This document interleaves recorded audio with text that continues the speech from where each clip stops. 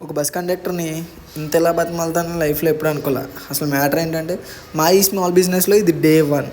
ఇంకా మా బిజినెస్లో ఈరోజు అయితే వాళ్ళకి స్టిక్కరింగ్ అంతా వర్క్ జరుగుతుంది. నేనైతే బెంగళూరు అయితే వెళ్తున్నా. ఇంకా విజయవాడలో అయితే మా బస్సు విజయవాడ అయితే రీచ్ అయిపోయాను. ఇంకా అక్కడి నుంచి ఒక అన్న లిఫ్ట్ ఇచ్చాడు. ఇంకా డైరెక్ట్ విజయవాడ వచ్చాం.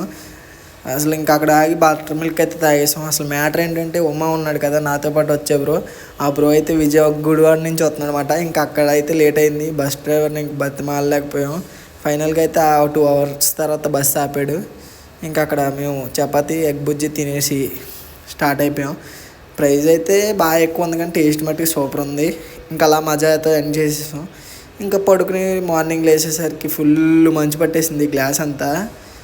ఇంకా మేము అనుకున్నాం బెంగళూరు వచ్చేసిందని. ఇంకా ఫైనల్గా బెంగళూరు అయితే కూడా రీచ్ అయిపోయాం. ఆటో కోసం వెయిట్ చేస్తున్నాం.